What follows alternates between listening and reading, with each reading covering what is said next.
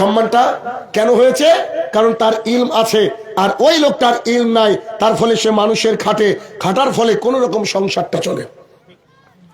এজন্য দুনিয়া এবং আখিরাতকে সুন্দর করতে গেলে ইলম অনেক উন্নততর জিনিস।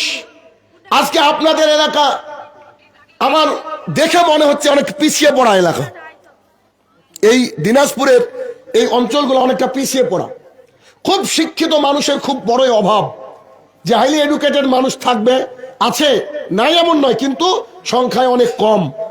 আজকেও নাকি এই দিনাজপুরের মাটিতে 20 টাকা 30 টাকা লিটার গরুর দুধ পাওয়া যায়, আমাদের ওখানে 80 টাকা লিটার। মানে তাজ্জব ব্যাপার যে আপনারা কতটা ডাউন টু আর্থ আছেন। কিন্তু এই অবস্থা থেকে আপনাদেরকে উত্তরণ করতে হবে। উত্তরণ করতে গেলে আপনাদেরকে দুনিয়া দেখতে হবে, বুঝেননি? আজকে এতগুলা ক্যামেরা, মনে হয় আপনাদের চেয়ে ক্যামেরায় বেশি নাকি? এতগুলা ক্যামেরা, এই ক্যামেরার মাধ্যমে কিন্তু আপনারা আমাকে চিনেছেন। নইলে আপনার বাড়ি থেকে আমার বাড়ি মাত্র 350 কিলোমিটার রাস্তা। এখানে 90% লোক কোনোদিন ভ্রমণই করেননি, বুঝেননি বোধ হয়? তো আমার ড্রাইভার বলছে যে দিনাজপুরে যদি আসি তো কমিটিকে বলবো একজন আমার সাথে চলেন, একজন জলসা শেষ, প্রোগ্রাম শেষ, আমার সাথে উঠেন গাড়িতে, একবারে সুন্দর করে নিয়ে যাব, রাত্রে বিরিয়ানি খেলে খাওয়াবো, খাওয়িয়ে আমার যে গ্রামে বাড়ি জলঙ্গি ওখানে নামিয়ে দেবো, দিয়ে বলবো এবার বাড়ি যান। কেন বলছি জানেন? মনে হয় পশ্চিমবঙ্গের বুকে আমি ওয়াহিদ একটা বক্তা আছি যে আজ পর্যন্ত হাদিয়া পাওয়ার পরে তাকিয়ে দেখিনি। এটা বোধহয় এখন অনেকে জেনে গিয়েছে, তাই না? হাদিয়া পাওয়ার পরে তাকিয়ে দেখিনি, গুনাহ তো দূরের কথা। কিন্তু আমি এই কাজ করি আল্লাহ তাআলার জন্য, ফি সাবিলিল্লাহ। কিন্তু আপনার যদি বিবেক বুদ্ধি অন্যদিকে যায়, আমার কিছু করার আছে কি? বুঝতে পারলেন না? যেমন মুর্শিদাবাদে গিয়ে যদি আপনি বলেন যে দিনাজপুরের মাটিতে মেহমানদের আপ্যায়ন করা হয় গরুর গোস্ত এবং মুরগির গোস্ত এবং ভাত দিয়ে, তারা মিনিমাম 8 ঘন্টা হাসবে। আমি আমার বাড়িতে বলি, তারা হাসে কেন? আমাদের মুর্শিদাবাদে যদি আপনি যান, মিনিমাম 5 থেকে 6 প্রকারের ভাজা, তারপরে এমনি তরকারি সবজি, তারপরে ডাল, তারপরে মাংস, তারপরে মাছ, তারপরে ডিম, তারপরে হচ্ছে দই মিষ্টি। এইটা হচ্ছে মোটামুটি ভাবে। কিন্তু আমরা বেশিরভাগই দিনাজপুরে এসে দেখছি, খাস করে আমাদেরকে মানে বক্তাদেরকেও বেশি আপ্যায়ন করে মানুষ নাকি। আমরা মালদা থেকে শুরু করে দিনাজপুর পর্যন্ত বেশিরভাগ জায়গায় আমাদেরকে দেওয়া হয় কি? ভাত, আর তার সাথে যে কোনো একটা গোস্ত অথবা 2 প্রকারের গোস্ত। এটা খারাপ দিক এটা বলছি না, এটা আপনাদের কালচার, ভালো করে বুঝবেন।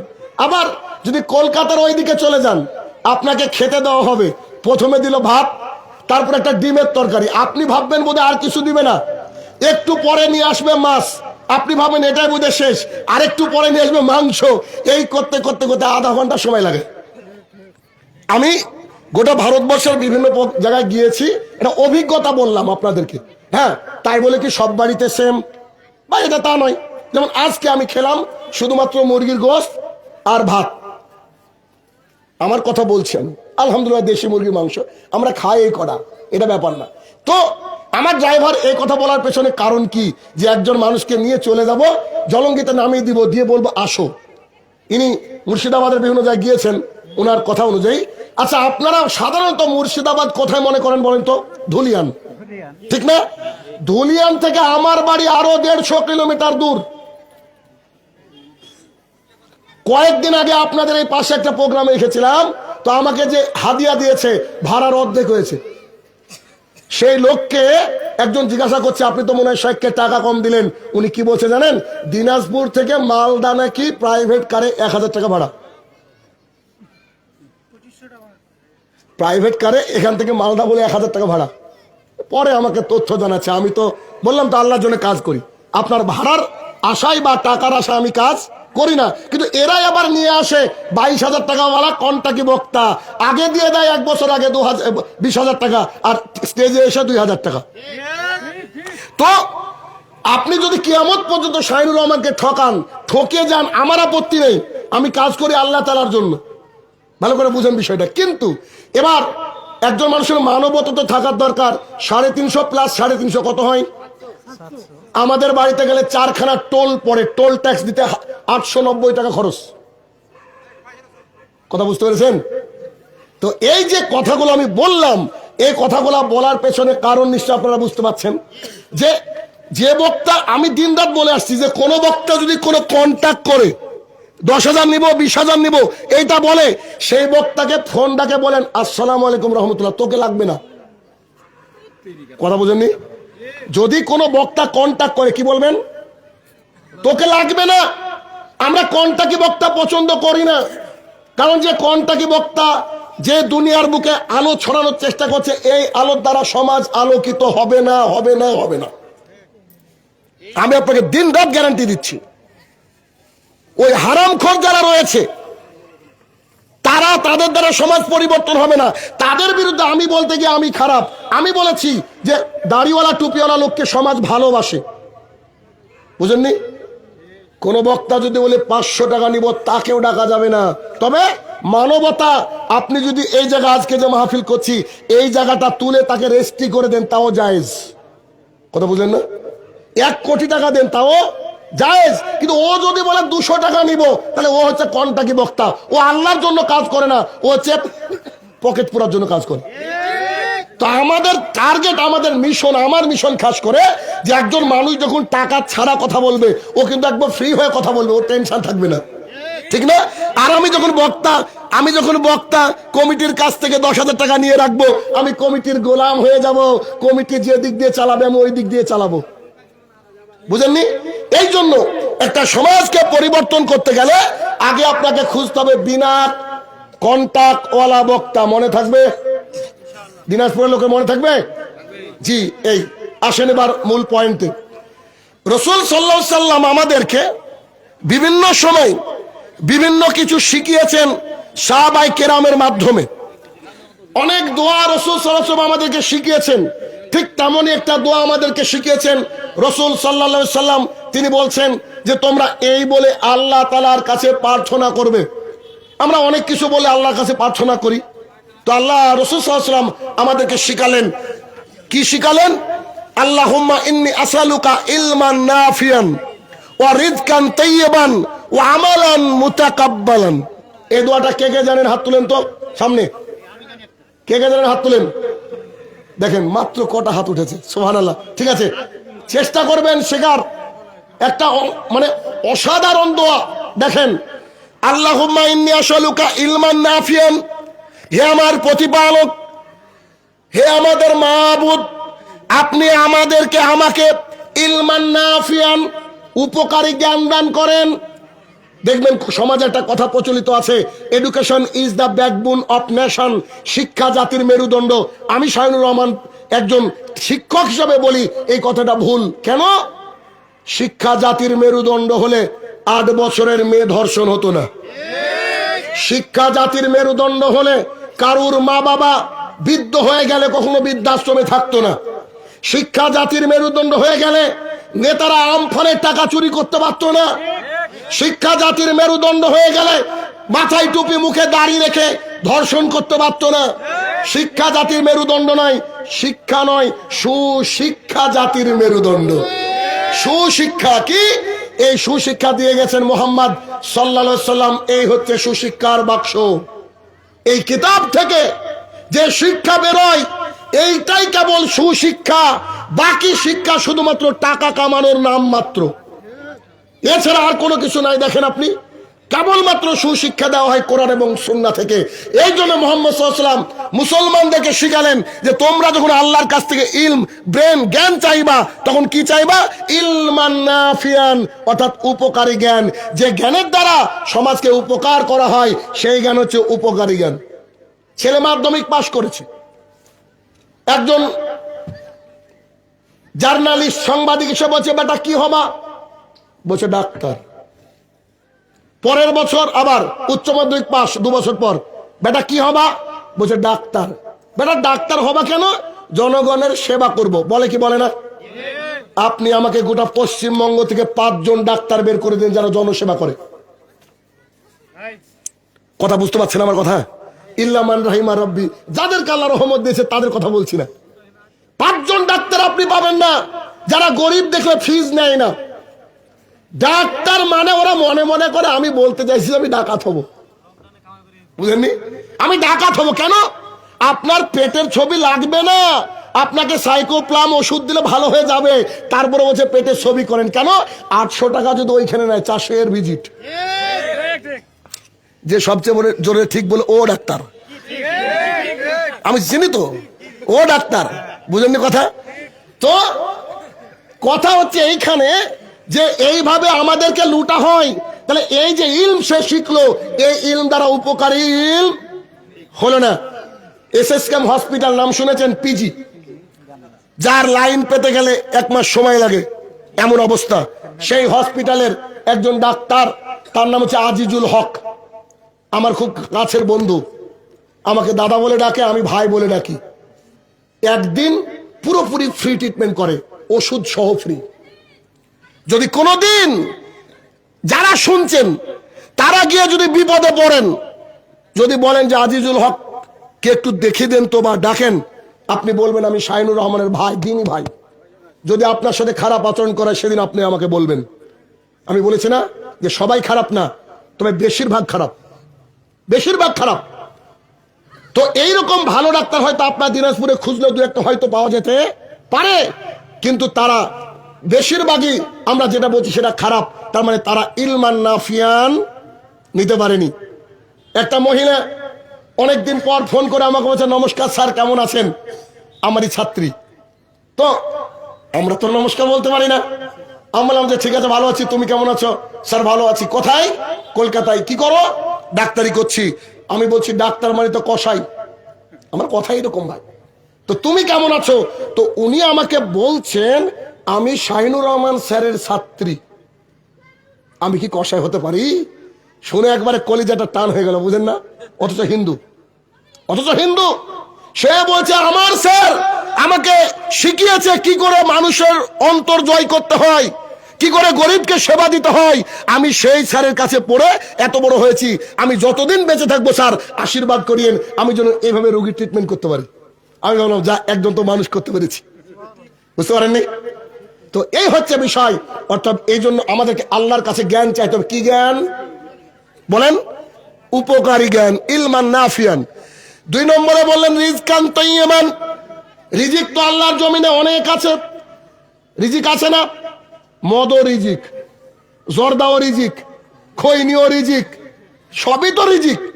তাহলে রিজিক, রিজিকটা খেতে বললেন রিজকান তাইয়িবান, পবিত্র, যেটা হালাল, হালাল এবং পবিত্র আল্লাহ সুবহানাহু ওয়া তাআলার কাছে চাইতে হবে। যদি হালাল এবং পবিত্র না খেয়ে যাই, আল্লাহ তাআলা আমাদের কোনো ইবাদতকে কবুল করবে না। হাদিস মুসলিম শরীফ। যদিও আলোচনা ওইদিকে না, ওইদিকে যাব না। 3 নম্বরে বললেন খুব সুন্দর, আমার একটা প্রিয় বাক্য, ও আমালান মুতাকাব্বালান। হে আমার প্রতিপালক, তুমি আমাদেরকে ওই আমল করাও যে আমলটা তুমি গ্রহণ করবা। গত রাত সারা রাত জেগেছে মানুষ, মোমবাতি জ্বালিয়েছে কবরে কবরে, হালুয়া রুটি তৈরি করেছে নবীর ভালোবাসায়। কত মানুষ হাজারি সালাত আদায় করেছে, সালাতুল আলফিয়া। মানুষ সারাদিন না খেয়ে থেকেছে। এই যে কাজগুলা করেছে, এই কাজগুলা হচ্ছে ও আমালান মুতাকাব্বালান নয়। এই আমল আল্লাহর দরবারে গৃহীত হবে না, হবে না, হবে না। তাহলে আল্লাহর দরবারে গৃহীত কোন আমল হবে? আমরা যদি তাহাজ্জুদের সালাত আদায় করি, আল্লাহর দরবারে গৃহীত হবে। আমরা যদি বিদআতকে বর্জন করি, এর জন্য আমরা আল্লাহর কাছে নেকি পাবো। আমরা যদি সালাত মুহাম্মদ সাল্লাল্লাহু আলাইহি ওয়াসাল্লামের তরিকায় আদায় করি, আমরা এগুলো হচ্ছে ইলমা, আমাদের কি হবে? আমালান মুতাকাব্বালান হবে। তাহলে কি একটা ছোট্ট দোয়া, এখান থেকে 3টে গাইডলাইন পেয়ে গেলাম এক কথায়। এক, হে আমার প্রতিপালক, তুমি আমাকে ইলমান নাফিয়া দান করো, উপকারী জ্ঞান দান করো। রিজকান তাইয়িবান, পবিত্র রিজিক, হালাল রিজিক খাওয়ার মতো তৌফিক আদা করো। ওয়া আমালান মুতাকাব্বালান, এবং আমি যে আমল করব মাবুদ, তুমি এই আমলগুলাকে কবুল করিও, এমন আমল আমাকে করার তৌফিক আদা করো। বলেন তো এর চেয়ে দোয়া আর কি থাকতে পারে? আমি তো মনে করি একটা কত সুন্দর দোয়া। তাহলে কি ইলম অর্জন করব। 2 নম্বর পয়েন্ট হচ্ছে ইলম এক অর্জন করা, আর দ্বিতীয় ইলমের অহংকার করা। ইলমের অহংকার যারা করে তারা ওই আল্লাহর দরবারে সেদিনের ইবলিস, আজকেও ইবলিস আছে না? এমন কিছু লোক রাস্তায় পাশে চায়ের দোকান বসে আছে, তাকে গিয়ে বলেন চাচা চলেন সালাত আদায় করতে। চাচা বলছে বাপ মৌলবি হলি কবে, 18 বছর সেটা দাঁড়িয়ে রেখে দিয়েছে। তো ওকে একটু অ্যাপ্রিসিয়েট করবে যে বেটা মাশাল্লাহ এই বয়সে তুমি সালাত আদায় করছো, এই বয়সে তুমি দাঁড়িয়ে রেখেছো, তাকে ভালোবাসবে। কিন্তু উল্টে কি বলছে, ও বাপ মৌলবি হলা কবে। আপনার এলাকার যেসব মহিলারা পর্দা করে না, তার 80% মহিলা পর্দা করে না এলাকার লোকের চোখ লজ্জার ভয়ে। আমার যতটুকু জানা কি, হট করে একটা মহিলা যদি মাথায় ওড়না দেয়, সুন্দর করে হিজাব দেয়, দেখবেন এলাকার মানুষ টোনটিং করে। করে কি করে না বলেন, করে। তাহলে কি মানুষ কখনো ভালোটা চায় না। বাঙালিদের স্বভাব হচ্ছে কাকড়ার মতো, যে উপরে উঠতে চায় তাকে সবসময় নিচে কি করে, আমার মানে সারাদিন চেষ্টা করবে, সারাদিন প্ল্যান করবে কি করে তাকে নিচে টেনে নামানো যায়। এটা হচ্ছে বাঙালি। আমরা একে অপরকে সাহায্য করা জানি না। তাহলে কি ইলমের অহংকার করা যাবে না। ইলমের অহংকার যেই করেছে আল্লাহ সুবহানাহু ওয়া তাআলা তাদেরকে ছাড় দেননি। যেমন ইলমের অহংকার করেছিল মিস্টার ইবলিস, তাকে আল্লাহ তাআলা ইবলিস বানিয়ে দিয়েছে। তবে ইলমের অহংকার যদি কারোর হয়ে যায়, কিন্তু সেই ইলম থেকে যদি অহংকার থেকে ফেরার জন্য তার মানসিকতা ভালো থাকে, মন ভালো থাকে, আল্লাহ তাকে ফিরিয়েও আনেন। লম্বা একটা ঘটনায় আসেন দেখি। মুসা আলাইহিস সালাম তার জাতির সামনে দাঁড়িয়ে যখন তিনি খুতবা দিচ্ছিলেন, বক্তৃতা করছিলেন, জনৈক একজন ব্যক্তি উঠে বলছেন, মুসা জি বলেন, আপনি একটা প্রশ্নের উত্তর দিবেন। জি বলেন।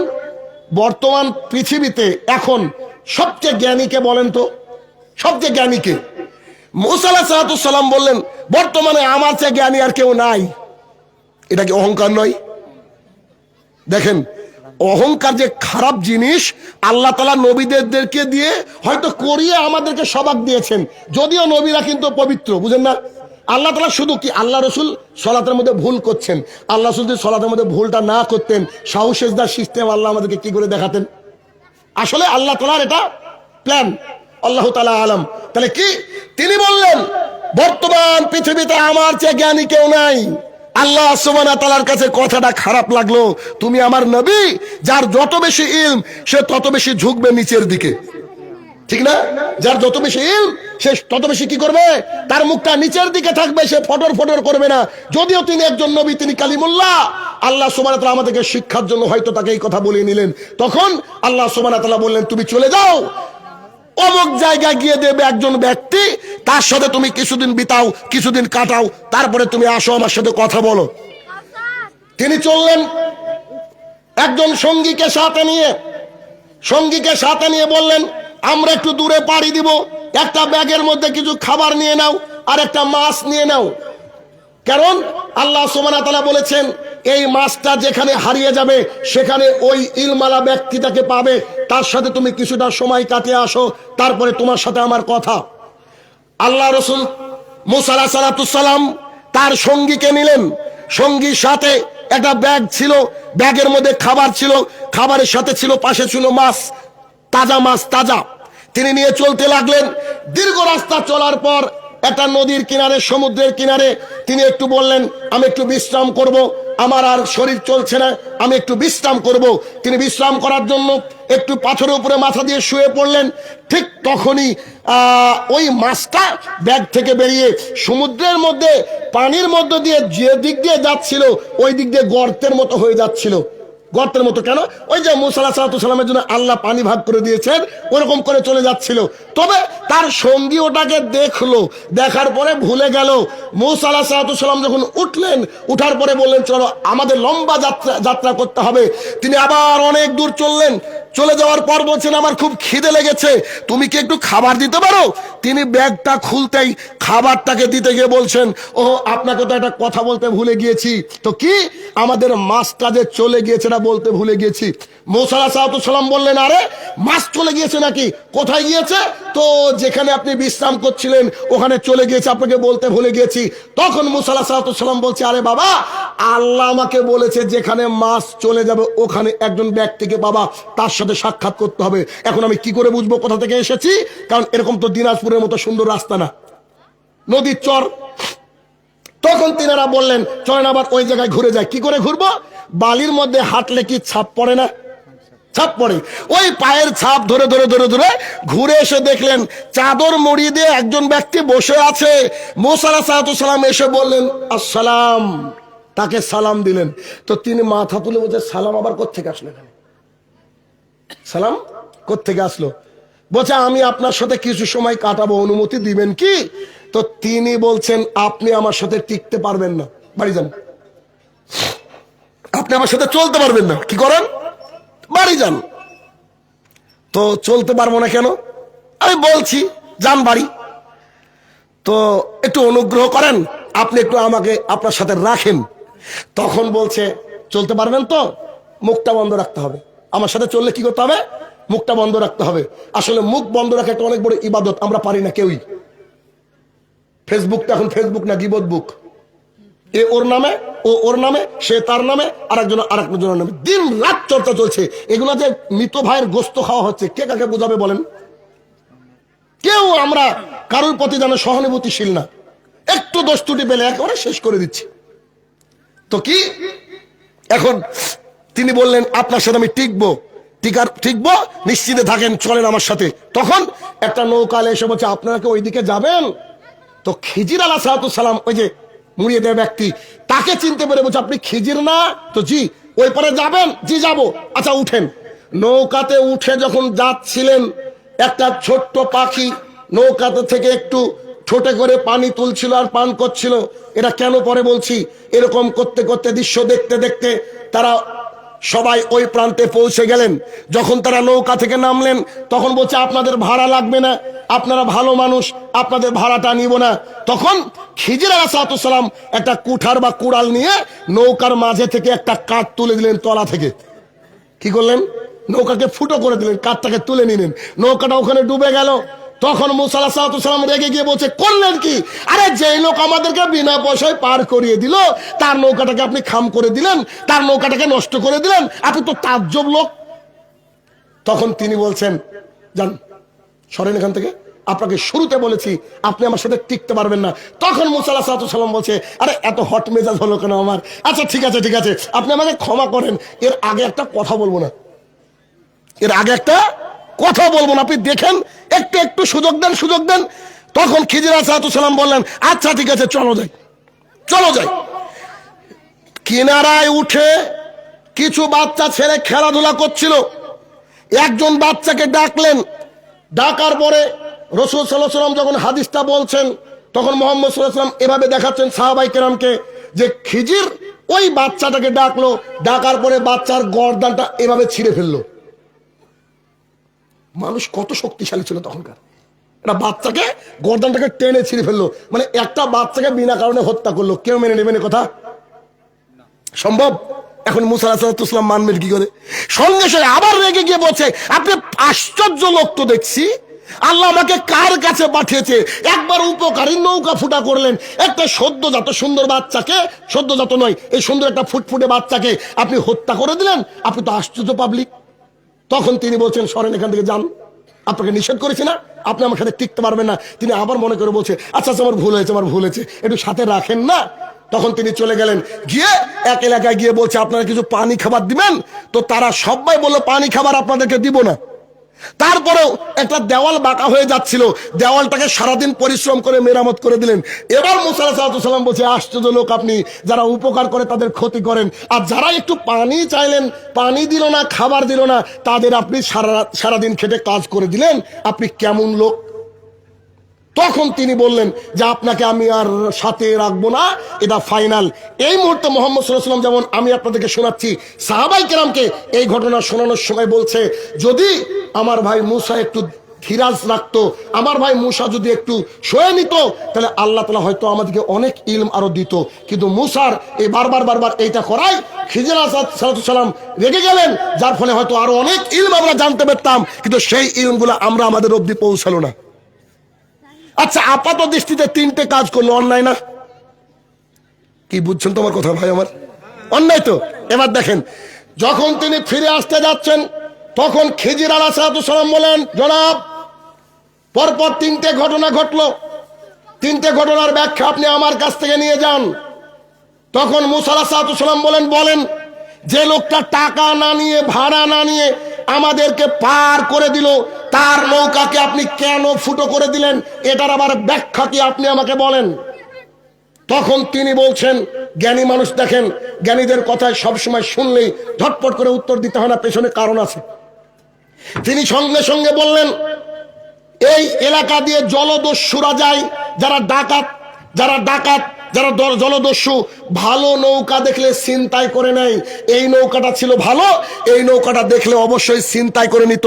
আমি করলাম কি, নৌকার একটা কাঠ তুলে দিলাম, এখনই জলদস্যুরা আসবে, এসে দেখবে ফুটো নৌকা, তারা নিবে না। তারা যখন চলে যাবে, এই লোক নৌকাতে আবার কাঠ মেরে দেবেন আগের মতো ফিট। তার মানে উনি কি করলেন? নৌকাটাকে ফুটো করলেন না বাঁচালেন?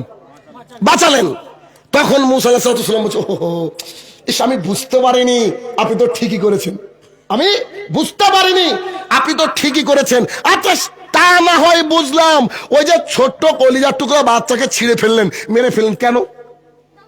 তো তখন তিনি বলছেন, এই ছোট্ট বাচ্চাটা যদি বড় হতো, সে তার মা বাবাকে মুশরিকা বানাতো, তার মা বাবা জাহান্নামে যেত, তাই আমি তার গলাটা ধরে তাকে হত্যা করে ফেললাম। এটুকু হাদিস। পরে এই অংশটা নিয়ে যখন আমি ভাবছি, যখন পড়াশোনা করি, আল্লাহ তাআলার কথা, আল্লাহ রসুলের কথা পৃথিবীতে সবচেয়ে দামি, এজন্য এগুলোকে নিয়ে বিশ্লেষণ করা উচিত।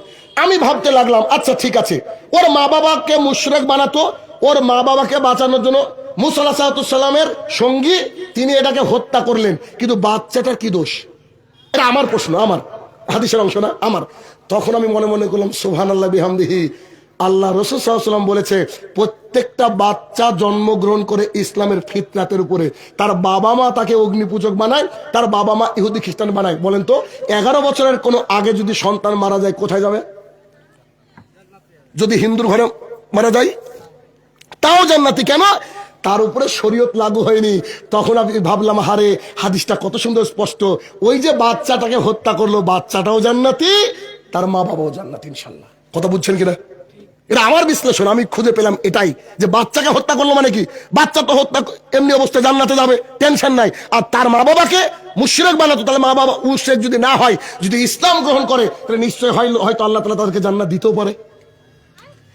এরপরে বলে, আচ্ছা ঠিক আছে, যারা আমাদেরকে পানি দিল না, খাবার দিল না, তাদের ওই দেওয়ালটাকে আপনি কেন মেরামত করে দিলেন?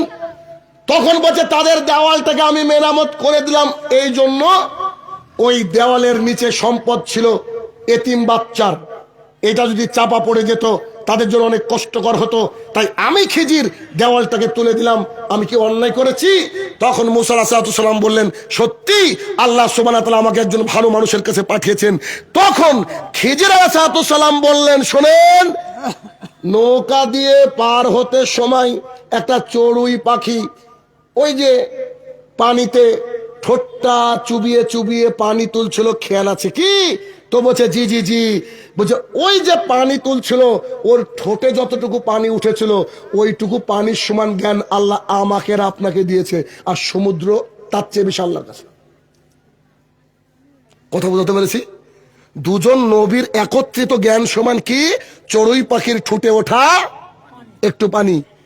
আর আমি আপনাকে বলছি, চলেন সালাত আদায় করতে, বলছে আমার ডিগ্রি জানেন আছে না নাই? আমি আপনার মেয়েকে বলছি তোমাকে বুরকা পরতে হবে, সে মেয়ে বলছে, আপনি কি জানেন আমি কোথা থেকে পড়াশোনা করেছি? আশ্চর্য দুনিয়া, আশ্চর্য নয়? আপনি ভালো করে খেয়াল করে দেখবেন, যে মেয়ে বর্তমান সময় যত বেশি শিক্ষিতা, তার কাপড় তত কম। ইল্লা মান রাহিমা রাব্বি, যাদেরকে আল্লাহ রহমত দিয়েছে তাদের জন্য। এই জন্য তো একটা মেয়ের কথা বলেছিলাম, অনেকদিন আগে উল্লেখ করেছিলাম, একটা মেয়ে, তাকে জিজ্ঞাসা করা হচ্ছে, আমি বললাম তুমি কলকাতায় পড়তে গিয়েছো, শোনো, তুমি কলকাতায় পড়তে গিয়েছো, ওটা কলকাতা, এটা তোমার গ্রাম, তুমি গ্রামে এসে বারমুন্ডা পড়েছো, তুমি বারমুন্ডা পড়েছো, এটা কিন্তু তোমার গ্রামের পরিবেশে শোভা পায় না, অন্যায় হচ্ছে। সেই মেয়েটা উত্তর দিচ্ছে, আপনি কি আমার কোয়ালিফিকেশন জানেন? কি বলছে?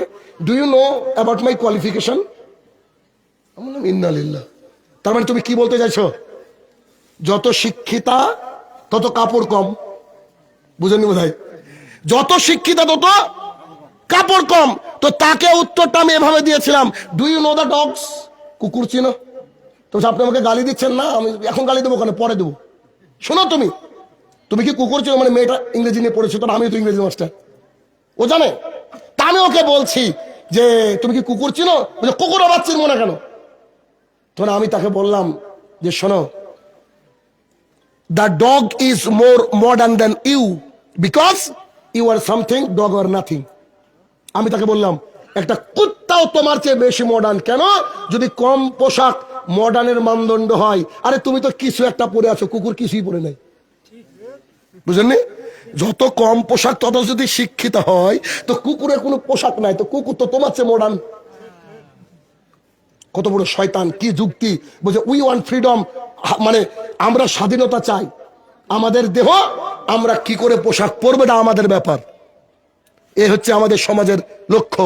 অথচ সে বলছে আমার বাবা হাজি, সে বলছে আমার ভাইয়ের নাম আব্দুল্লাহ, সে বলছে আমার ভাইয়ের নাম আব্দুর রহিম। আশ্চর্য লাগে, মুসলমানের ঘরের সন্তান আজকে এই পথভ্রষ্টতার মধ্যে চলে গিয়েছে, কিন্তু তারা শিক্ষিতা, তাদের মধ্যে কি নাই?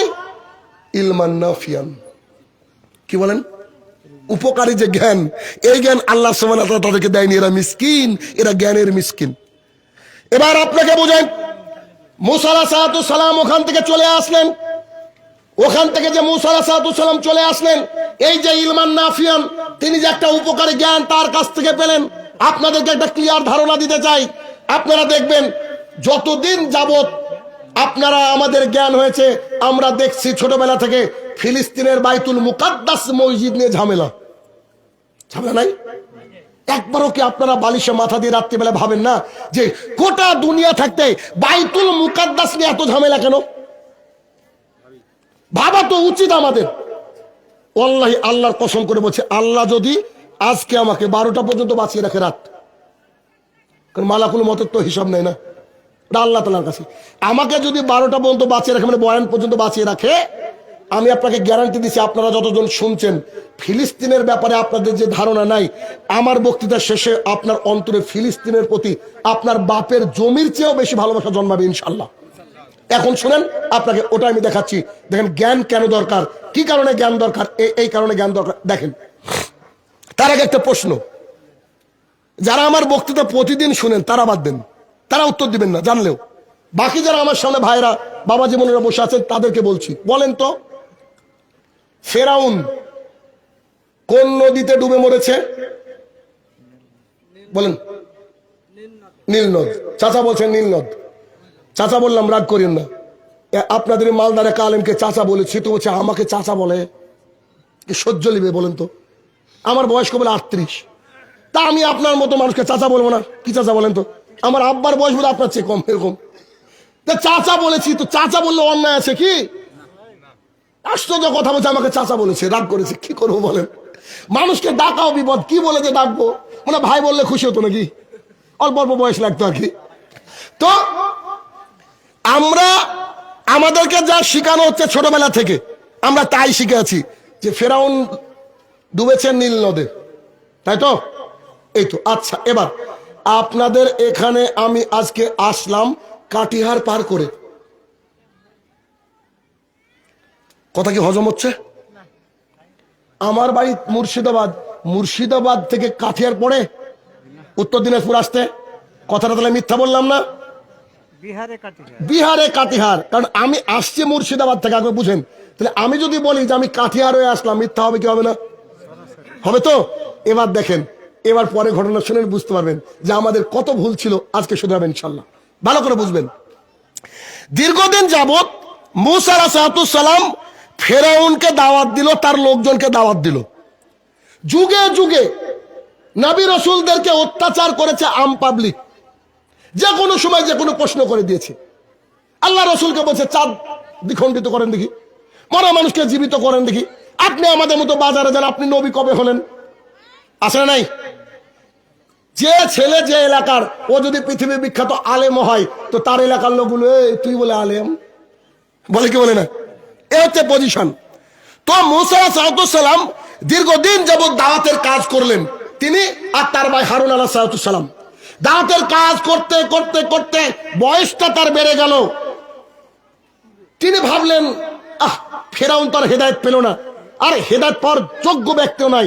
তিনি করলেন কি, তার কিছু সঙ্গী সাথীকে নিয়ে বললেন, চলো আমার বাপ দাদার জমি বাইতুল মুকাদ্দাস যাব। মুসা আলাইহিস সালাম কি বলছেন, কার জমি? আমার বাপ দাদার জমি বাইতুল মুকাদ্দাসে যাব, শেষ নিঃশ্বাসটা ওখানে গিয়ে ত্যাগ করব, তোমরা কি আমার সাথ দিবা? কিছু লোক বলল চলেন, হেদায়েত পাওয়া লোক দেখেন তো চলেন। মুসা আলাইহিস সালাম করলেন কি, তাদেরকে নিয়ে চলতে শুরু করলেন। কিন্তু ফেরাউন তো নাছোড়বান্দা, পৃথিবীর ইতিহাসে সবচেয়ে খারাপ মানুষ। আবু জাহেল খারাপ ছিল না? আবু জাহেল, কিন্তু আবু জাহাল যে খারাপ ছিল, তিনি আল্লাহর উপরে বিশ্বাস রাখতেন। ওই যে যুদ্ধের আগে কাবার সামনে গিয়ে বলেছেন, হে কাবার রব, যারা হক পথে আছে তাদেরকে জিতিয়ে দিও। এখানে বুঝতে হবে যে তিনি আল্লাহর প্রতি বিশ্বাস রাখতেন, আল্লাহ রসুলকে বিশ্বাস করেননি বলে থাকার জায়গায় জাহান্নাম। কিন্তু ফেরাউন সবচেয়ে খারাপ মানুষ কেন? সে বলতো আনা রাব্বুকুমুল আলা, আমি তোদের আল্লাহর আল্লাহ। আস্তাগফিরুল্লাহ, কত বড় সাহস! এই ফেরাউন ছেড়ে দিতে পারে না, কারণ ইমানদার মানুষ বেঈমানদের চিরকালের শত্রু, ঠিক না? ইমানদার মানুষ বেঈমানদের চিরকালের শত্রু। মুসা আলাইহিস সালাম তার সঙ্গী সাথী নিয়ে ফিলিস্তিন যাচ্ছেন। ফিলিস্তিন যাওয়ার পথে নীল নদ পড়ে না, শুধরে নিতে হবে, কি পড়ে না? নীল নদ পড়ে না। যেমন মুর্শিদাবাদ থেকে দিনাজপুর আসতে কাঠিয়ার পড়ে না। ওই জন্য উদাহরণটা দিলাম যদি মনে থাকে। ফিলিস্তিন যেতে গেলে, মিশর থেকে ফিলিস্তিন যেতে গেলে যে নদী বা যে সাগর পড়ে, তার নাম হচ্ছে লোহিত সাগর, রেড সি। এই লোহিত সাগরে ডুবেছিল কে? মিস্টার ফেরাউন। ঘটনা এবার শুনেন।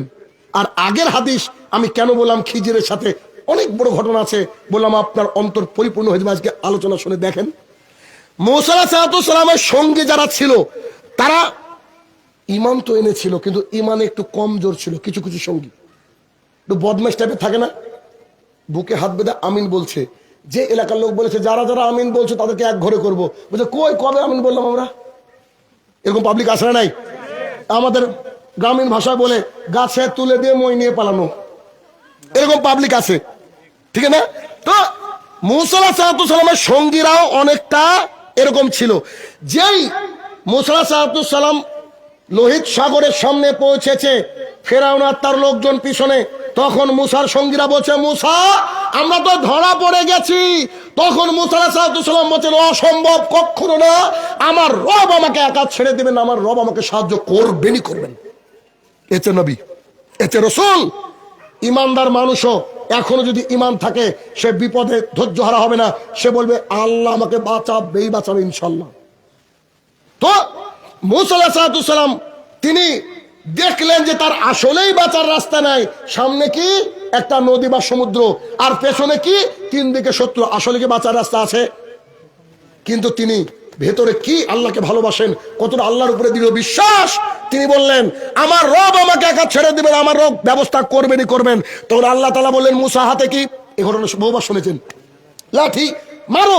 মারলেন, দু সাইডের পানি দাঁড়িয়ে গেল, দু সাইডের পানি দাঁড়িয়ে গেল, মিডিল দিয়ে রাস্তা তৈরি হয়ে গেল। এখন ওই রাস্তা দিয়ে মুসা আলাইহিস সালাম এবং তার সঙ্গীরা পার হয়ে গেল। পার হয়ে গিয়ে ওদিকে উঠলো। যেই উঠেছে, ফেরাউন দেখলো রাস্তা তো ক্লিয়ার, মুসাকে তো ছাড়া যাবে না, কারণ আমি বেঈমান আর ও ঈমানদার। তখন মুসা আলাইহিস সালামের পেছন নিতে গিয়ে ফেরাউন আর তার লোকজন পানির মধ্য দিয়ে তৈরিকৃত রাস্তায় যে মিডিলে পৌঁছালো, আল্লাহ সুবহানাহু ওয়া তাআলা দুই দিকের পানিকে এক করে দিলেন। ফেরাউন ডুবার সময় বলেছিল আমি মুসার রবের প্রতি ঈমান আনলাম। ওই সময় কি কাজ হবে? ওই সময় কাজ হবে? টাইম ইজ ওভার বেটা, তোমার টাইম আর নাই। ভালো করে বুঝবেন। দেখেন, আজকের মতো ক্লিয়ার ধারণা আর কোনোদিন হবে না ইনশাল্লাহ, আমি আশাবাদী। এইটা হচ্ছে কি? মিশর। ভালো করে বুঝবেন। মিশর থেকে বেরিয়ে আসলেন কোথায়? লোহিত সাগর, রেড সি। লোহিত সাগরের পরে একটা বিশাল মরুভূমি, এই মরুভূমির নাম হচ্ছে সিনাই মরুভূমি। কি কি মরুভূমি? দেখেন আপনার কি সুন্দর মনে লাগবে, সিনাই মরুভূমি। সিনাই মরুভূমির উপরে যখন আসলেন, এক্ষুনি একটা মোজেজা করলেন আল্লাহ, সমুদ্রের মধ্যে দিয়ে রাস্তা। সেই নবীর প্রতি কি আর বিদ্বেষ থাকতে পারে? রাস্তা দিয়ে চলতে, ওই আপনার সিনাই মরুভূমি দিয়ে চলতে চলতে তার সঙ্গীরা বলছে, মুসা তুমি তোমার আল্লাহকে বলো খাবার পাঠাতে। বললাম না, তার সঙ্গীরা একটু অন্যরকম ছিল, মানে ধৈর্য ছিল না তাদের। তোমার আল্লাহকে বলো খাবার পাঠাতে। মূসা আলাইহিস সালাম আল্লাহর কাছে দোয়া করলেন, আল্লাহ সুবহানাহু ওয়া তাআলা খাবার পাঠিয়ে দিলেন, যে খাবারের নাম আপনারা প্রায় জানেন, বলেন দেখি। মান্না ও সালোয়া। ঐতিহাসিকগণ, তাফসীরকারগণ বলছেন মান্না সালোয়া হচ্ছে ওই যে মাশরুম আছে, মাশরুমের একটা সুন্দর খাবার, আর পাখির কলিজা লাইক দ্যাট, এরকম কিছু, মানে উন্নত খাবার, জান্নাতের খাবার। মান্না ও সালোয়া কিছুদিন খেতে খেতে খেতে মূসা আলাইহিস সালাম বলছেন, ভাই হারুন, জি ভাই, তুমি তোমার এই লোকগুলাকে দেখে রাখো, আমি একটু তুর পাহাড়ে যাব। 1 মিনিট, আবার এইটা হচ্ছে মিশর, মিশর থেকে আসার রাস্তা কি? লোহিত সাগর। লোহিত সাগরের পরে যে আপনার বালুচর বা মরুভূমি, সেটার নাম কি? সিনাই মরুভূমি। আর ওই সিনাই মরুভূমির উপরে তুর পাহাড় অবস্থিত। অতুরীয় সিনিন, মনে নাই? এবার ক্লিয়ার হলো? অতুরীয় সিনিন, ওই যে তুর সিনিন, সিনাই। তিনি চলে গেলেন 40 দিনের জন্য আল্লাহ সুবহানাহু ওয়া তাআলার কাছ থেকে তিনি তাওরাত পেয়ে গেলেন। আল্লাহ রাসূল সাল্লাল্লাহু আলাইহি ওয়াসাল্লামকে যেমন কোরআন দিয়েছিলেন, তার জামানার মানুষের জন্য তিনি কি করেছিলেন? তাওরাত। তবে তাওরাত এখন চলবে না, তাওরাত এখন চলবে না, কিন্তু এটা যে নবীর উপরে নাজিল হয়েছে এটা বিশ্বাস রাখতে হবে। আচ্ছা, তাওরাত কেন চলবে না? এই জন্য চলবে না, একটা হাদিস দেখেন। আবু হুরায়রা রাদিয়াল্লাহু তাআলা আনহু বলেন, রাসূলুল্লাহ সাল্লাল্লাহু আলাইহি ওয়াসাল্লামের পাশে বসে উমর ইবনে খাত্তাব রাদিয়াল্লাহু তাআলা আনহু তাওরাতের একটা নুসখা নিয়ে পড়ছিলেন। হঠাৎ করে রাসূল সাল্লাল্লাহু আলাইহি ওয়াসাল্লামের দিকে তাকিয়ে দেখলে তার মুখটা লাল হয়ে গেছে। আবু বকর রাদিয়াল্লাহু তাআলা আনহু উপস্থিত হয়ে বললেন, উমর, তুমি আমার পিতামাতা আল্লাহ রসুলের উপরে কুরবান হোক, তুমি আল্লাহর রসুলের গজব থেকে পানা চাও, আল্লাহর গজব থেকে পানা চাও। উমর ইবনে খাত্তাব বুঝতে পারেনি ঘটনা কি, তখন তিনি তওবা করতে লাগলেন। তখন রাসূল সাল্লাল্লাহু আলাইহি ওয়াসাল্লাম বলছেন, লাউ খানা মুসা হাইয়ান, আরে তুমি তাওরাত পড়ো, এখন যদি মুসা জীবিত হয় সে আমার পেছনে থাকবে, সে নবী হিসাবে থাকবে না, আমার উম্মত হিসাবে থাকবে। আর তার কিতাব তুমি পড়ো, তোমার জন্য কোরআনকে আল্লাহ দেয়নি? এটুকু বলেনি, আমি উদাহরণ দিলাম আপনাকে, তাহলে বুঝতে পারবেন। তাহলে কোরআন আসার পর পৃথিবীর আর কোনো কিতাব আমাদের কাছে শ্রেষ্ঠ মানদণ্ডে টিকবে না। কথা ক্লিয়ার? হ্যাঁ, অন্যান্য ধর্মগ্রন্থ পড়তে পারেন জানার জন্য, কিন্তু কোরআন নাম্বার 1 পজিশন। আচ্ছা, এবার আসেন, মূসা আলাইহিস সালাম তাওরাতকে নিয়ে আসলেন। একজন রসুলকে যখন আল্লাহ তার শরীয়ত দেন, তিনি সুপিরিয়র হয়ে যান অন্যান্য নবীদের চেয়ে, খুব দামি নবী হয়ে যান। যখন তিনি আসলেন, এসে দেখছেন যে তার রেখে যাওয়া সাহাবীরা বাছুর পূজা করতে শুরু করেছেন। বলেছি না, তার সঙ্গী সাথীরা খুব মানে একটু এই টাইপের ছিলেন। কোরআনে একবার দাড়ির কথা এসেছে, কবার? একবার। মূসা আলাইহিস সালাম রাগকে সহ্য করতে না পেরে হারুনের দাড়ি ধরে টেনে বসে, তুই কি করেছিস? আমি যাওয়ার পরে কি করেছিস? হ্যাঁ, এরা বাছুর পূজা শুরু করেছে। তারপরে তাদের সাথে কথোপকথন হলো। এবার মূসা আলাইহিস সালাম বললেন, ভাইয়ের আমার, আমি আমার মাতৃভূমি, আমি আমার বাপদাদার ভূমি, আমি আমার আকাঙ্ক্ষিত ভূমির দিকে যেতে চাই। ফিলিস্তিনের সাথে যুদ্ধ করব, যুদ্ধ করে যারা বাইতুল মুকাদ্দাসকে দখল করেছে তাদের সাথে যুদ্ধ করে চলো আমরা সুখ শান্তিতে বসবাস করব। এই যে বক্তৃতা দিয়েছিলেন না, এই বক্তৃতার সময় তিনি আগের কথা যেটা উল্লেখ করলাম, তখন একজন তাকে প্রশ্ন করেছিল যে পৃথিবীতে সবচেয়ে জ্ঞানী কে, তখন তিনি এই কথা বলেছিলেন। মিলল? আরো ঘটনা আছে। ঘটনা কি? যখন তিনি তাদেরকে বললেন, চলো সবাই গিয়ে আমরা যুদ্ধ করব, আমাদের বাপদাদার জায়গা ফিলিস্তিনকে দখল করব, আমাদের বাপদাদার জায়গা এই যে বাইতুল মুকাদ্দাস, এই বাইতুল মুকাদ্দাস দখল করব, বাইতুল মুকাদ্দাস দখল করব। এই কথা শুনে কি বলেছিল জানেন তার সঙ্গীরা বলেছিলেন যে আপনি আর আপনারা আল্লাহ যুদ্ধ করেন না। কি বলেছিল? ইস, নবীদেরকে যে আল্লাহ কত ধৈর্য দিয়েছেন, আল্লাহ জানে। 200 মানুষের চেয়ে বেশি বোধহয় ধৈর্য দিয়েছেন। দেখেন, আকাশ থেকে আল্লাহ খাবার পাঠিয়েছে, নদীকে, সমুদ্রকে রাস্তা করে দিয়েছে, ফেরাউনের মতো ডেঞ্জারাস মানুষকে ডুবিয়ে মেরেছে আল্লাহ, তাদের কবল থেকে বাঁচিয়েছে, তাদেরকে আল্লাহ নিরাপত্তা দান করেছে, তাদেরকে আল্লাহ দিন দিয়েছে। তারপরে শেষে বলছে আপনি আর আপনার আল্লাহ যুদ্ধ করেন, যান। তখন মূসা আলাইহিস সালাম আল্লাহকে বললেন, আমি আর পারবো না আল্লাহ, তুমি এদেরকে দেখো। এই কথা বলে তিনি দুজন সঙ্গীকে নিয়ে, তার ভাই হারুন আর আরেকজন সঙ্গীকে নিয়ে চলে আসলেন। ওই যে মাছ হারানোর ঘটনা কেন বলেছি পরে কাজে লাগবে, তিনি ওখান থেকে চলে গেলেন খিজির আলাইহিস সালামের কাছে। আর এই যে লোকগুলা যারা মুসার সঙ্গী ছিল তাদেরকে আল্লাহ তাআলা 40 বছর যাবত এমন আযাবের সম্মুখীন করলেন, 40 বছর যাবত এমন আযাবের সম্মুখীন করলেন। আল্লাহ তাআলার আযাব আশ্চর্য আযাব। আল্লাহ তাআলা কি আযাব দিলেন জানেন? তারা শুধু পাগলের মতো ওই মরুভূমির মধ্যে ঘুরতে থাকবে। কি করতে থাকবে? পাগলের মতো মরুভূমির মধ্যে ঘুরতে থাকবে। 40টা বছর তারা ঘুরতে থাকলো। এবার আপনার গায়ের লোম দাঁড়িয়ে যাবে যে কথা বলবো আমি। 40টা বছর যখন তারা পাগল হয়ে ঘুরছে, দেখবেন সন্তানকে বাবা মা বারবার বলে বেটা পড়াশোনা করো, পড়াশোনা করো। সন্তান কিন্তু শুনে না, ঠিক না? যখন ইনকামের বয়স আসে বাবা তুলে ধরে, বাপ কেমন লাগছে এখন ইট বহাতে, তখন ছেলে বুঝতে পারে আমার বাবা ঠিক বলেছিল, ঠিক না? এই যে আমি আপনাদেরকে বলি সালাত আদায় করেন, সালাত আদায় করেন, আমি বলি দিন ইসলামের পথে চলেন, দিন ইসলামের পথে চলেন, কিন্তু আপনারা অনেকেই বলেন মৌলবীদের কাজ ওগুলো বলবে, বলে কি বলে না? আরে ভাইয়ের আমার, বুঝতে পারছেন না? একবার নিঃশ্বাস বন্ধ হয়ে গেলে, একটা সেজদা দিতে চাইলে কিয়ামত পর্যন্ত আল্লাহ সুবহানাহু ওয়া তাআলা আপনাকে যদি সুযোগ না দেয়, দেওয়া সম্ভব আছে কি? সম্ভব নয়। কত মানুষ যারা কবরে শুয়ে আছে তারা চায় আল্লাহর দরবারে গিয়ে, আল্লাহর জমিনে গিয়ে একদিন আলহামদুলিল্লাহ বলবো, আল্লাহ তাআলা সেই সুযোগ দেন না। তখন মূসা আলাইহিস সালাম এই কথা আল্লাহ রাসূল বলছেন, এই হাদিস শোনাচ্ছেন, শোনাতে গিয়ে সাহাবীদেরকে বলছেন আমার ভাই মূসার কবর আমি যদি আজকে ফিলিস্তিনে দাঁড়িয়ে থাকতাম তোমাদেরকে দেখাতাম। আল্লাহর কাছে মূসা দোয়া করেছিল কি বলে জানেন? আল্লাহ আমাকে বাইতুল মুকাদ্দাসের নিকটে কবর হওয়ার, সমাধি হওয়ার তৌফিক দিও।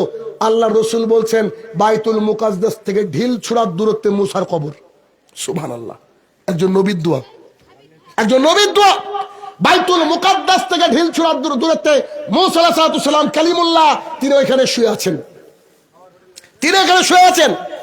এবার দেখেন তখন ওই যে মূসা আলাইহিস সালামের সাথে একজন ব্যক্তি ছিল, আমি নামটা বলবো না, একটু পরে বলবো, ধাঁধা আছে আপনাদের জন্য, কুইজ আছে। এই ব্যক্তি ওই 40 বছর ছেড়ে যাওয়া মূসা আলাইহিস সালামের কম যারা কোথায় ছিল বলেন তো? সিনাই মরুভূমির মধ্যে মাথা পাগল হয়ে ঘুরছিল 40 বছর। তিনি এসে বলছেন, মূসার সঙ্গী যিনি গিয়েছিলেন তিনি এসে বলছেন আপনারা কি এখন বাইতুল মুকাদ্দাসের জন্য যুদ্ধ করার জন্য প্রস্তুত? 40 বছর আল্লাহর আযাব গজবের সম্মুখীন হয়ে বলছে এখন আমরা প্রস্তুত। মানে মানুষকে সাইজ করতে সময় লাগে ভাই, বুঝেন না? এমনি বুঝে না। ইয়াং ছেলেকে দাড়ি রাখতে বলবেন, ও দাড়ি রাখবে না, কিন্তু বিবাহ হওয়ার পর ও যখন দিন ইসলাম বুঝে মারা যাওয়ার আগে দাড়ি রাখার চেষ্টা করে কি করে না? প্রায় দেখেন বাবাদের মুখে দাড়ি, ছেলেদের মুখে নেই। ছেলে এখন উড়ে, মনে করে পৃথিবীটা এরকম। যখন ঘাড়ে একটা জোয়াল পড়ে বুঝতে পারে চাষ করা কত কঠিন, বুঝেন না? বাবার হোটেল থেকে একদিন বেরিয়ে গিয়ে 100 টাকা ইনকাম করে দেখো পৃথিবী কত কঠিন, খুব কঠিন।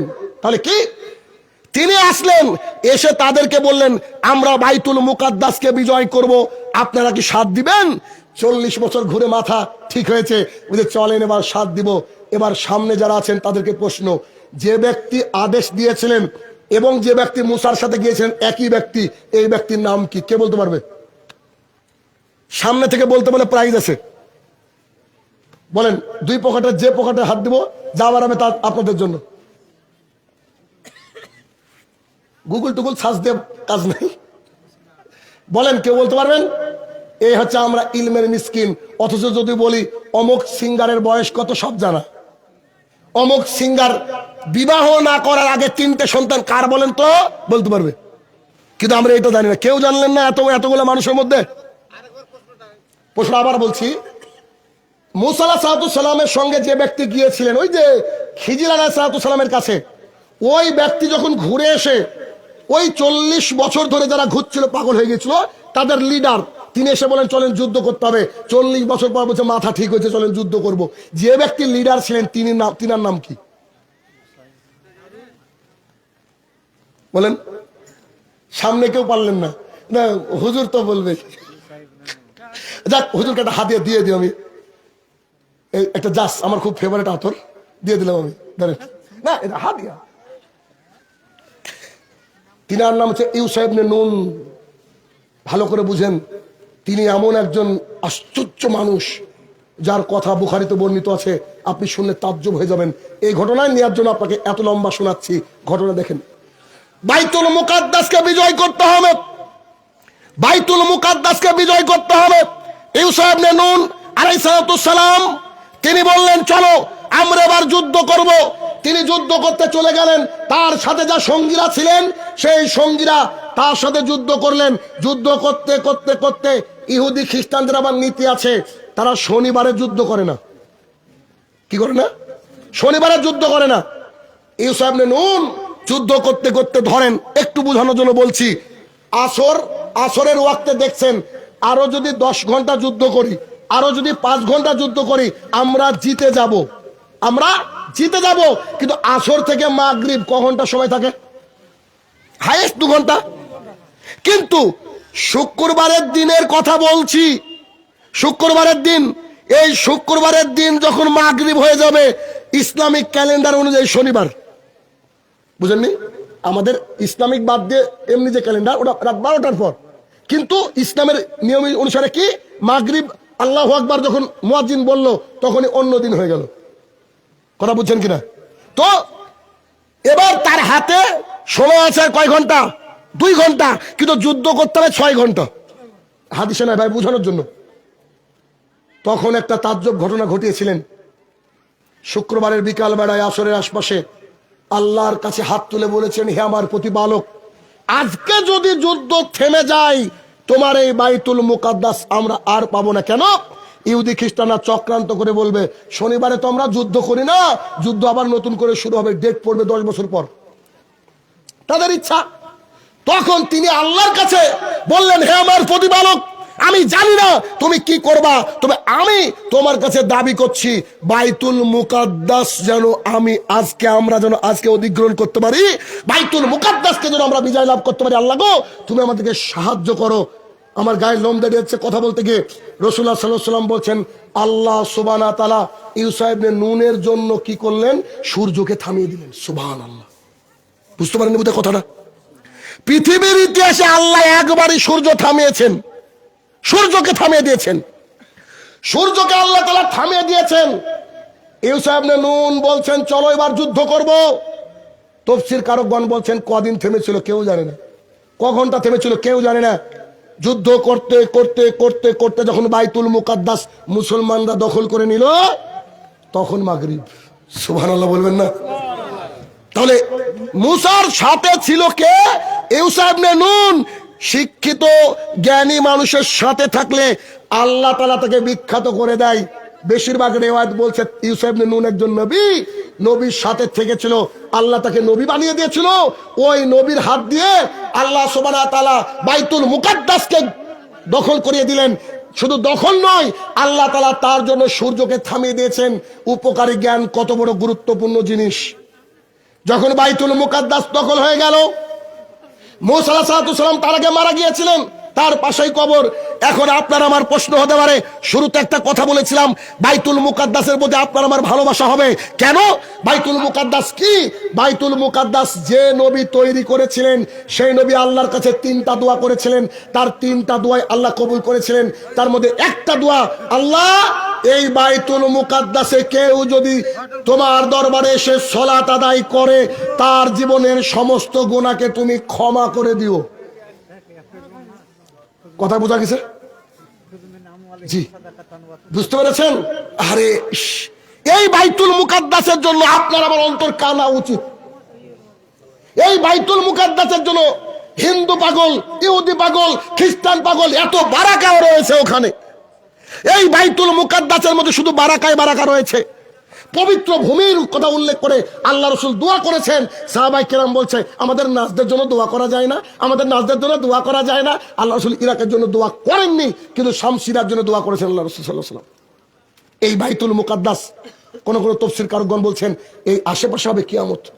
এই বাইতুল মুকাদ্দাস, যে বাইতুল মুকাদ্দাসে মুহাম্মদ সাল্লাল্লাহু আলাইহি ওয়াসাল্লাম ইমাম হয়েছিলেন সমস্ত নবী রাসূলদের। কি দিয়ে বুঝাবো আপনাকে বাইতুল মুকাদ্দাস কি? মুসলমানদের অন্তর হওয়া উচিত। এই জন্য দেখবেন বাইতুল মুকাদ্দাস মানে ঝামেলা, ঠিক না? তাহলে এই বাইতুল মুকাদ্দাস তিনি একবার দখল করলেন, আবার ইহুদি খ্রিস্টানরা চক্রান্ত করে দখল করে নিয়েছিলেন। তারপরে উমর ইবনুল খাত্তাব রাদিয়াল্লাহু তাআলার জামানায় এসে আবার একবার অধিগ্রহণ হয়েছিল, আবার তারা দখল করে নিয়েছে। ইনশাআল্লাহুল আজিজ, হয় আপনি আমি, না হলে আমাদের সন্তান, না হলে আমাদের নাতি নাতি দখল করবেই ইনশাআল্লাহ বাইতুল মুকাদ্দাস। তাহলে কি এই বাইতুল মুকাদ্দাসের প্রতি ভালোবাসা বাড়লো না কমলো? আপনি যদি আপনার সন্তানকে না জানান, এই শিক্ষাগুলো না জানান, আপনার সন্তান জানবেও না যে বাইতুল মুকাদ্দাস কি। বুখারীর হাদিস 1118 নম্বর হাদিস, রাসূলুল্লাহ সাল্লাল্লাহু আলাইহি ওয়াসাল্লাম বলছেন, লা তুসাদ্দিরু ইল্লা লা সালাসা মাসাজিদ, খবরদার নেকির উদ্দেশ্যে তোমরা এই তিনটে মসজিদ ছাড়া আর অন্য কোথাও গমন করিও না। এই তিনটে মসজিদের কথা বলতে গিয়ে তিনি বলছেন, এক বাইতুল্লাহ, নেকির উদ্দেশ্যে কোথায় যেতে হবে? 1 রাকাত সালাত আদায় করলে 1 লক্ষ রাকাতের নেকি পাওয়া যায়, জানেন না? বাইতুল্লাহ। 2 নম্বর মসজিদুল আকসা, যার কথা বললাম। 3 নম্বর মসজিদুল আনাইয়ানি নববী, আমার মসজিদ তথা মসজিদুল নববী। কল্পনা করা যায়? তাহলে কি আমাদের ইলম লাগবে কি লাগবে না? একটা ছোট্ট বাচ্চাকে একটা 500 টাকার নোট দেন আর 10 টাকার নোট দেন, ও কি মূল্যায়ন করবে ভাই? কিন্তু তার বাবা মূল্যায়ন করবে। বাইতুল মুকাদ্দাস নবী রাসূলদের ব্যাপারে যদি আমরা জানি, আমরা মূল্যায়ন করব। আল্লাহ রসুল বলে গিয়েছেন বাইতুল মুকাদ্দাস মুসলমানদের হবে মানে হবে। এজন্য আপনাকে এখন থেকে প্রস্তুতি গ্রহণ করতে হবে। ইমানি হোক কিভাবে হোক এটা আপনার ব্যাপার, তবে ভিতরে ভালোবাসা থাকবে। আমি বলেছিলাম যে এই বাবরিকে নিয়ে নেওয়া হয়েছে, তারা বলছেন রাম মন্দির বানিয়েছে এখানে। আমি বলেছি আমাদের দেশের 95% মুসলমান যদি সালাত আদায় করে, তাহাজ্জুদে আল্লাহ তাআলাকে বলতো, আল্লাহ ওটা আমাদের মসজিদ, আল্লাহ গো তুমি বেদখল করিও না। আল্লাহর কসম করে বলছি, আল্লাহ তাআলা ওই মসজিদকে দিতেন না। আপনি জানেন এই পশ্চিমবঙ্গের 48% মসজিদের সালাতই হয় না। আদিনাতে, এই আদিনা ঝামেলা করেন, আদিনা মসজিদে সালাত হয় না। আমাদের মুর্শিদাবাদের কাটরা মসজিদ, মন্দিরের বাইরে লেখা জুতো খুলে প্রবেশ করুন, আর ওখানে মসজিদের বাইরে জুতো খোলার কোনো ব্যাপার নাই। অনাবাদী হয়ে আছে। এরা এদেশের মানুষের, এক শ্রেণীর মানুষের চক্রান্ত। কারা করছেন আপনি বুঝতে পারছেন? তবে আমাদেরকে এই বিষয়ে আল্লাহর সাথে বেশি বেশি কানেক্টেড হতে হবে। কেন? 313 জনে কখনো কি যুদ্ধ জিততে পারে? হ্যাঁ, অস্ত্রতে যুদ্ধ জেতা যায়? সব ছিল ভেতরের শক্তি, আল্লাহর সাথে কানেক্টেড। কারণ হাজার অস্ত্র যা কাজ করবে, তাহাজ্জুদের 2 ফোঁটা চোখের পানি যথেষ্ট। আল্লাহর দরবারে মাজলুম হিসাবে যদি আমরা দোয়া করি, মাজলুমের দোয়া আল্লাহ তাআলা কবুল করেন। জি, অতএব ভাইরা আমার, আগে জানুন, ছেলে মেয়েকে শিক্ষিত করুন, আল্লাহর সাথে কানেক্টেড হন। আপনি চিন্তা করুন, আমি একবার শীতলকুচিতে একটা বক্তৃতা করেছিলাম। বক্তৃতা করতে গিয়ে বলেছিলাম যে রাসূলুল্লাহ সাল্লাল্লাহু আলাইহি ওয়াসাল্লাম বলেছেন, কোন ব্যক্তি যদি সকালে এবং সন্ধ্যাবেলায় একটা বিশেষ দোয়া আছে ওইটা পড়ে, আল্লাহর সৃষ্টি জীব তার কোনো ক্ষতি করতে পারবে না। রাসূলুল্লাহ সাল্লাল্লাহু আলাইহি ওয়াসাল্লাম বলেছে, কোন ব্যক্তি যদি যানবাহন থেকে নেমে এই দোয়াটা পড়ে, আল্লাহর সৃষ্টি জীব কোনো ক্ষতি করতে পারবে না। দোয়াটা হয়তো সবাই জানেন, আউযু বিকালিমাতিল্লাহি তাম্মাতি মিন শাররি মা খালাক। আমি বলেছিলাম, আমি এখানে এসেছি, পীরেদের ওখানে জালসা করতে গিয়েছিলাম। আমি বলেছিলাম, আমি এখানে এসেছি, আপনারা যদি আমাকে রিভলভার দিয়ে গুলি করার চেষ্টা করেন, আল্লাহর কসম করে বলছে আপনার গুলি আমার গায়ে লাগবে না। কথা বলে বুঝেননি? রাসূল সাল্লাল্লাহু আলাইহি ওয়াসাল্লাম কি বলছেন? কোন মানুষ, কোন সৃষ্টিজীব কি করতে পারবে না? ক্ষতি করতে পারবে না। একটা হিন্দু ওই ফেসবুক লাইভ এসে কমেন্ট করেছিল, বলছে এ হচ্ছে বক্তা বাপের বেটা। অ্যাকচুয়ালি বিশ্বাস তো ওরকমই থাকা উচিত। মুসা আলাইহিস সালাম আছে, বলেন তো, আমরা দেখছি নদীতে কোনো নৌকা নাই, কোনো কিছু নেই, পার হওয়ার রাস্তা আছে কি? তখন তিনি বলেন আমার আল্লাহ আমাকে ব্যবস্থা করে দেবে। করেননি? আচ্ছা বলেন তো, ওই আল্লাহ কি ট্রান্সফার হয়েছে নাকি? হ্যাঁ, মারিয়াম আলাইহিস সালাম বাইতুল মুকাদ্দাসে বসে আছেন, এমন কিছু ফলের খোসা তার কাছে। জাকারিয়া আলাইহিস সালাম বলছে, মারিয়াম এ ফল আসলো কোথা থেকে? বলছে আল্লাহ পাঠিয়েছে। তখন তিনি গিয়ে 2 রাকাত সালাত আদায় করে দোয়া করছেন, আল্লাহ আমি বার্ধক্যের শেষ প্রান্তে পৌঁছে গেছি। আমরা একদম লাস্ট পার্ট, শেষ প্রান্তে পৌঁছে গেছি। মাথার চুল সব সাদা, হাড়গোড় দুর্বল, আমার স্ত্রী বাঝা বন্ধা, বাচ্চা হবে না, আল্লাহ তুমি বাচ্চা দাও। সুবহানাল্লাহ। বুঝতে পারেননি দোয়া? কেন? ওনার অন্তরে এই দোয়াটা আসলো কোথা থেকে? মরিয়মকে যদি আল্লাহ তাআলা আকাশ থেকে খাবার পাঠাতে পারেন, তা আমাকে আল্লাহ সন্তান দিতে পারেন না, মানে আল্লাহর কাছে দোয়া করার সাথে সাথে আল্লাহ বলছে তোমাকে সন্তান খালি দিলাম না, সন্তানের নামও রাখলাম ইয়াহিয়া। এই কথা যিনি বললেন, সঙ্গে সঙ্গে আসলে যতই নবী হোক মানুষ মানে দুর্বল না, সঙ্গে সঙ্গে আল্লাহ আমার কি করে বাচ্চা হবে, আমি তো বার্ধক্যের শেষ প্রান্তে পৌঁছেছি, চুলগুলা সব সাদা, হাড় গোড় দুর্বল, আমার স্ত্রী নাকি বাচ্চা হবে না। আল্লাহ তাআলা বলছে তুমি যখন পৃথিবীতে ছিলে না, তোমাকে আমি সৃষ্টি করেছি, তোমার বাচ্চাকে আমি দিতে পারি না? কেউ যদি কোরআনের এই আয়াতগুলো পড়তো, আল্লাহর কসম করে বলছে আল্লাহর জমিনে কোনো মাজারে কোনো মা গিয়ে সন্তান চাইতে পারতো না। কেননা আপনাদের দেখেন না, কোন কুকুর কোনদিন মাজারের কাছে গিয়ে সন্তান চাই? অথচ কুকুরের বাচ্চার এত ফজিলত, ফজিলত বলছি কেন, এত কুকুরের বাচ্চা চলাই মুশকিল। না তাবিজ লাগে, না ওষুধ লাগে, না ডাক্তার লাগে, না ট্রিটমেন্ট লাগে। দেখেন এই সাইড জাল বিষটা পাবেন আপনি। শেখ বলছে কোনটা কোনটা থাকে আমি জানি। তাহলে কি আমি বলতে চাইছি ভাইয়ের আমার, যাদের সন্তান হয় না, জাকারিয়া আলাইহিস সালামের এই কথা ভেবে আল্লাহর কাছে চান না? চান, দেখেন নিশ্চিত আল্লাহ সুবহানাহু ওয়া তাআলা কবুল করবেন বলে আশাবাদী। রাত অনেক হচ্ছে, আলোচনা আর করা যাবে না। যদিও এই যে প্রশ্ন দিয়েছেন জানি না এগুলো তো কি মানে বড় বড় মানুষ থাকতে আমাদেরকে প্রশ্ন করেন, এটা আমাদের লজ্জা, বুঝলেন না? যদিও আমি চেষ্টা করছি, যদি ভুল হয় আমার শায়েখ আমাকে সরাসরি স্টেজে শুধরে দেবেন ইনশাআল্লাহ। আচ্ছা, ব্যতিক্রম কোনো অসুবিধার কারণে দাঁড়িয়ে প্রস্রাব করা যাবে কি? জি, হাদিস বুখারীর। এই হাদিস নিয়ে কিছু শ্রেণীর আলেমরা, ভিন্ন মাযহাবের আলেমরা আমাদেরকে ট্রোল করে, নবীজি 11টা বিয়ে করেছে, তোমরা 11টা বিয়ে করে দেখাও না, আমরা খালি হাদিস আর কোরআন মানি বলি। আবার কি বলে, আল্লাহ রাসূল দাঁড়িয়ে প্রস্রাব করেছে বুখারীতে, তোমরা দাঁড়িয়ে প্রস্রাব করো না। জি, দাঁড়িয়ে প্রস্রাব করবেন কখন? যদি রাসূল সাল্লাল্লাহু আলাইহি ওয়াসাল্লাম হাঁটুতে লেগেছিল, তিনি বসতে পারেননি। কিন্তু আপনি যদি মনে করেন কোন বাথরুমে যাবেন, রেল স্টেশনের বসার জো আছে ভাই, তো ওইখানে কি করবেন, যাতে করে পেশাব থেকে বাঁচতে হবে যে কোনো মূল্যে। এখন দাঁড়িয়ে করলে যদি আপনার পেশাব থেকে আপনি নিজেকে বাঁচাতে পারেন, তাহলে দাঁড়িয়ে আপনার জন্য করা জরুরি। বুঝলেন ব্যাপারটা? কারণ এখন আবার পেশাবের একটা সিস্টেম আছে না, এরকম করে একটা জিনিস রেখে দিয়েছে, মানে দাঁড়িয়ে পেশাব করার জন্য। কারণ দেশে তো বসবাস করি খুব ফার। জি জি, কিছু করার নাই ভাইরা আমার। বাংলাদেশ হলে প্রত্যেক পেট্রোল পাম্পের সাথে সাথে মসজিদ আর বাথরুম, হোটেল মানে মসজিদ আর বাথরুম, লেখা আছে নামাজের ঘর। আমরা তো এদেশে বসবাস করি।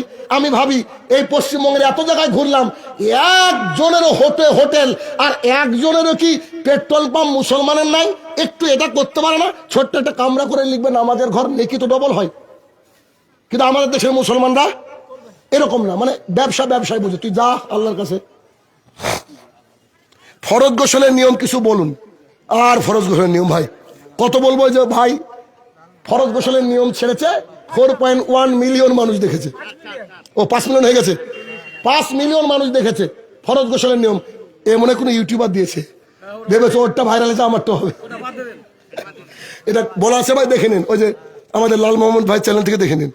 কিন্তু ভাই থাম্বনেল খারাপ লাগানো যাবে না, আপনাকে আমি কলিজা দিয়ে ভালোবাসি। জি, রোজা অবস্থায় স্ত্রী মিলন করা যাবে না ভাই, এগুলো তো কমন, জানেন তো। হ্যাঁ জি জি জি জি, হ্যাঁ কহে না, মৌলবীরা বলে কহে না, ঠিক ঠিক। বাস্তবে যে আরে এটা কাফারা খুব কঠিন কাফারা ভাই, এটা মানাও মুশকিল। এই 60টা রোজা লাগাতার করতে পারবেন বলেন? আর 60টা ভিখারি মিস্ত্রি খাওয়াতে পারবেন নাকি একাধারে আপনি ওই একদম গোলাম আজাদ করতে পারবেন? তাহলে এগুলো তো মুশকিল, এরা জানবেন। কেন রাতে কি হয়, সাহারির আগে কাজ করেন, অসুবিধা নেই। জি, রমজান মাসে যে রাত্রিগুলো জেগে থাকি, সেই রাত্রিগুলো কিভাবে অতিবাহিত করবো? এটা সুন্দর প্রশ্ন। লাইলাতুল কদরকে তালাশ করতে হবে একজন মুসলমানের নৈতিক কর্তব্য এবং দায়িত্ব। কেন? 83 বছর 4 মাস ইবাদত করলে জানে কি এক রাতে তাই নাকি। কিন্তু সলাত তো দিয়েছে 8 রাকাত। কি করব? এশার সলাত আদায় করে বাড়ি চলে যান, যদি ইতিকাফ না করেন। এশার সলাত আদায় করে বাড়ি চলে গিয়ে একটু খেয়ে আসেন, খেয়ে এসে আবার সলাত আদায় করেন। আমি শাইনুর রহমান কি করে রাত জাগি এটুকু বলছি।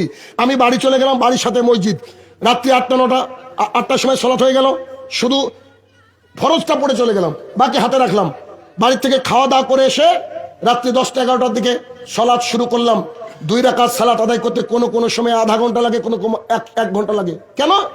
দাঁড়িয়ে কিরাত করতে আছি। যখন ক্লান্ত হয়ে গেলাম, রুকুতে গিয়ে দোয়া পড়তে আছি। তারপরে সিজদায় গেলাম, সুবহানা রাব্বিয়াল আলা কোনো সময় 3 বার বলার পরে যত মনে দোয়া আছে বাংলায় করছি, কোনো অসুবিধা নাই। বুঝলেন না? ফরজ নামাজ বাদ দিয়ে নফল নামাজে করা যায়। এবার যখন সালাত শেষ হয়ে গেল, আল্লাহুম্মা ইন্নাকা আফুন তুহিব্বুল আফওয়া ফাফু আননি পড়তে আছি। একটু বিশ্রাম করার পর আবার সালাত আদায় শুরু করলাম। এই করতে তো ভাই সময় পাওয়া যায় না 8 রাকাতের। শেষে বিতির পড়ে চলে গেলাম বাড়িতে, খাওয়া দাওয়া করে খেয়ে ফজর পড়ে তারপর একটু শুই। বোঝা গেল কিনা? কিন্তু 2 রাকাত করে সালাতের হাদিস আছে। এখন আপনি কতটা লম্বা করতে পারবে, কোয়ালিটির দিকে যাবেন, কোয়ান্টিটির দিকে নয়। কিসের দিকে যাবেন? কোয়ালিটির দিকে যাবে, কোয়ান্টিটির দিকে নয়। ইনশাল্লাহ এভাবে রাত কাটাবেন। আজ থেকে 20 বছর আগে কোন এক জায়গায় মসজিদ ছিল, সেই জায়গাটি এখন কাজে ব্যবহার করা যাবে কি? যদি সেটা মসজিদের জমি হয়তো কাজে ব্যবহার করা যাবে না। আর যদি রেস্টি না থাকে, এমনি থাকে, বা মসজিদ বিক্রি করে দিল, অন্য জায়গায় বড় মসজিদ করলো, তার মানে ওখানে আবার নর্মাল জমি হয়ে গেল। আমাদের হিন্দুদের মন্দিরের মতো না, যেখানে একবার মন্দির ছিল মানে ওখানে লিঙ্গ থাকবে সারা জীবন, ওসবের চিহ্ন নেই। কোন যুবক যদি বিয়েতে বলে আমি হলুদ মাখবো না, তাহলে কি বিয়ে ইসলামে বিয়ে হবে কিনা? হলুদ মাখার কোনো হাদিসই নাই, হলুদ মাখার হাদিস না, একটা হাদিসের অপব্যাখ্যা কি? হ্যাঁ, ওই যে ঘরে যখন যেত না বাসরাতে গেলে একটা সেন্টের কিছু থাকে না, এটা হালকা হলুদ বর্ণের, তো রাসূল সাল্লাল্লাহু আলাইহি ওয়াসাল্লাম আমাকে দেখে বলেছিল কি ব্যাপার গো, আল্লাহ রাসূল বিয়ে করেছি। বুঝতে পেরেছেন? হলুদ মাখা এটা হচ্ছে আমার লেখা বই, কারো কাছে আছে? আমার লেখা বইয়ের 20 নম্বর পেজে এই কথা লেখা আছে যে হিন্দুরা মনে করে তাদের মোক্ষ লাভের পাপ মোচনের 10টা উপায়, 10টা উপায়ের মধ্যে শেষ উপায় হচ্ছে বিবাহ। আর এই বিবাহর মধ্যে হরপতি গণিতজাত্তর পূজা করার নাম হচ্ছে হলুদ। আর আবু দাউদের হাদিস, রাসূল সাল্লাল্লাহু আলাইহি ওয়াসাল্লাম বলছেন মান তাশাব্বাহা বিগাইরি কওমিন ফাহুয়া মিনহুম, ওই লোক তাদের দলের, যে লোক কি অন্যদের কিছু। আল্লাহ বলছেন আমি দিনকে আকমাল করেছি গো, কমপ্লিট কোড অফ লাইফ, আর আপনি হিন্দু থেকে নিচ্ছেন। আপনার তো লজ্জা লাগা দরকার। আমাদের দিন কি পরিপূর্ণ কিনা? পরিপূর্ণ। আচ্ছা, আসসালামু আলাইকুম। What can be done with dishonest person? একজন যে অসৎ ব্যক্তি, তার সাথে কি করা উচিত? তার সাথে কি, বাংলা না ইংরেজি উত্তর দেবো ভাই? ইংরেজিতে প্রশ্ন করেছে, শোনেন। আমি জানি বাংলায় উত্তর দিতে হবে, জানি আমি। শোনেন, আল্লাহ সুবহানাহু ওয়া তাআলা কোরআনুল কারীমের মধ্যে বলছে তোমার যারা শত্রু তাদের সাথে তুমি উত্তম আচরণ করো, যাতে করে তোমার ওরা বন্ধুরূপে পরিগণিত হয়। বুঝতে পারেননি? যদি আপনি কোনো ডিজনেস্ট মানুষকে পান, তাহলে আপনি তার সাথে কি করবেন? ওয়েল বিহেভ করবেন, সুন্দর আচরণ করবেন। দেখবেন কিছুদিন পর he will be your friend, ইনশাল্লাহ। সে আপনার বন্ধু হয়ে যাবে ইনশাল্লাহ। এই যে যেগুলো তো ক্রস মারা নাই, যেমন আতাউর রহমান, মতিউর রহমান, সাইফুদ্দিন আমতলা এখানকার বাড়ি, তারপরে হচ্ছে সালেক আলী, আলাউদ্দিন সেক্রেটারি, মানে কি করতে হবে? ডাকতে হবে আর চাইতে হবে, আর এদিকে থেকে কিছু লেন। আচ্ছা ভাইয়ের আমার, শোনেন, আমার বক্তৃতা শেষ, আর আলোচনা করবো না, কারণ সবাই আমাকে চিনে নিয়েছেন, জানেন এখানে 11টা 59, আমি 12টা অবধি আলোচনা করি। এখন একটু বোনাস 5 মিনিট। কি